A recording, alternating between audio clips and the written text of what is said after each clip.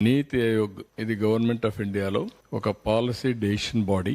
ప్రధానమంత్రి అధ్యక్షులైతే vice chairman గా నీతి Aayog head పనిచేస్తారు. వీళ్ళు ఫిజికల్ హెల్త్, మనం అందరం హాస్పిటల్కి పోతే మన ఆరోగ్యాన్ని చెక్ చేసుకుంటాం, ఓవరాల్ చెకప్. ఆ ఓవరాల్ చెకప్ చేసుకున్నప్పుడు మీ ఆరోగ్యం ఎక్కడుంది ఏంటి కనుక్కొని అక్కడి నుంచి ఎలాంటి సమస్యలుంటే ఆ సమస్యలు పరిష్కారం చేసుకోవడానికి ప్రయత్నం చేస్తాం. ఎప్పటికప్పుడు మన ఆరోగ్య కండిషన్స్ బెటర్ గా చేసుకుంటే ఫర్దర్ గా ఆరోగ్యం డిట్రియేట్ కాదు.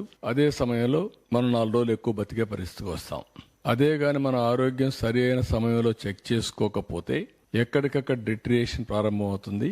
ఒక ప్రాబ్లం కాంప్లికేట్ అవుతుంది. అక్కడి నుంచి అన్ని సమస్యలు వస్తాయి. అదే మరిగా ఆర్థిక పరిస్థితి కూడా చూస్తే ఫిజికల్ హెల్త్ ఇండెక్స్ ఇది రాష్ట్ర ఆదాయ పరిస్థితి, రాష్ట్రానికి వచ్చే వనరులు ఏవైతే ఉన్నాయో ఫైనాన్షియల్ గా దాని హెల్త్ గురించి వీళ్ళు అసెస్ చేశారు. చాలా మంచి పని చేశారు. ఫస్ట్ టైం ఇది చేయాల్సిన అవసరం ఉంది.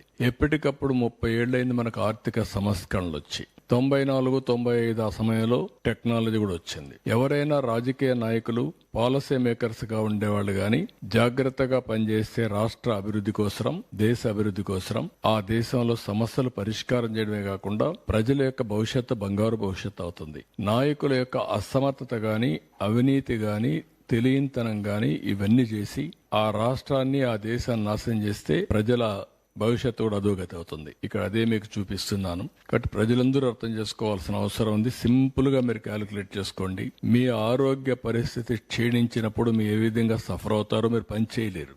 ఆరోగ్య ఖర్చులు పెరుగుతాయి. ఇంట్లో వాళ్ళకు భారం అవుతారు. అక్కడి నుంచి మీ ఇంటి ఆర్థిక పరిస్థితి, మీ ఇంటి ఆనందం కూడా క్షీణించిపోయే పరిస్థితికి వస్తుంది. మీరు అనారోగ్యంగా ఉండి ఇంట్లో వాళ్ళందరినీ కూడా ఇబ్బంది పెట్టే పరిస్థితికి వస్తారు. అదే మరిగా ఈరోజు రాష్ట్ర ఆర్థిక పరిస్థితి బాగలేనప్పుడు ఈ రాష్ట్రంలో ఉండే ప్రజలందరికీ ఇబ్బందులు వస్తాయి. సంక్షేమాన్ని ఇవ్వలేం, ఎక్కువ పన్నులు పడతాయి. మళ్ళా అప్పులు కట్టడానికి మళ్ళీ అప్పులు చేయాలి. ఈ అప్పులు చేసిన తర్వాత అభివృద్ధికి డబ్బులు ఉండవు. డబ్బులు లేకపోతే ఇది ఒక విషియస్ సైకిల్. ఈ సైకిల్లో పడిన తర్వాత బయట రావడం చాలా కష్టం. అల్టిమేట్ గా బాధపడేది ప్రజలే బాధపడతారు. అలాంటి పరిస్థితి నేను మీకు ఎక్స్ప్లెయిన్ చేస్తున్నాను ఈరోజు.